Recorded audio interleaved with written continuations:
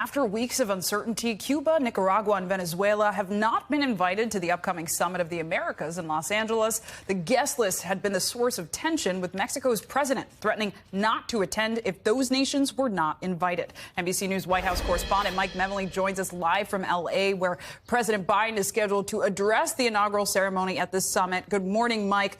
This summit is supposed to bring the leaders of the Western Hemisphere together, but the fight over this guest list seems to actually be dividing it before it even begins. What is the White House saying about all this?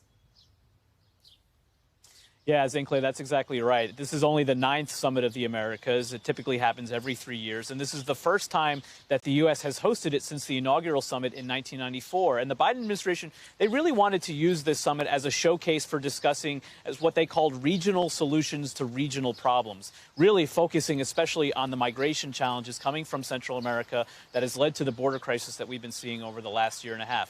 Instead, as you say, this invitation guest list conundrum has really been what has occupied so much of the time and attention. And what the Biden administration is finally, after really not just wanting to discuss the guest list, is disclosing this morning is that after weeks of conversation with our allies, they say they're sensitive to the concerns that even some of our friends were bringing forward about the guest list, but that ultimately the U.S. is the host. They have the most discretion about who attends, and they have significant concerns about the democratic backsliding in places like Cuba, Venezuela, and Nicaragua specifically. And so they've decided not to invite the leaders from those countries to attend. A senior administration official, though, is emphasizing that there will be other non-governmental representatives from these countries at other summit-related events, and so their voices will be heard.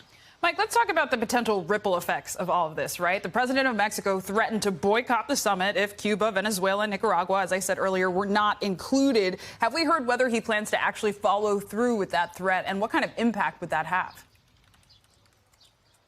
Yeah, this is really something we're going to now be watching closely in the hours ahead, because President Andrés Manuel López Obrador has been threatening not to attend this summit so close to Mexico, especially when they want to focus so much on the issues of immigration.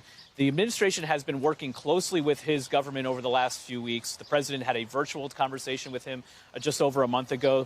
Former Senator Chris Dodd, a friend of Biden, has been involved deeply in negotiations with the Mexican government. Up until this moment, it sounds like the Mexicans are only planning to send their foreign minister to the summit. And what's interesting about that is typically the President Biden, would host a news conference at the end of this. We're hearing that Secretary of State Tony Blinken is going to be the one doing the news conference at the end of the summit. And otherwise, officials are saying there are going to be deliverables from all the countries are participating, whether or not their heads of government attend. And so they're trying to downplay all of this. Thanks for watching our YouTube channel. Follow today's top stories and breaking news by downloading the NBC News app.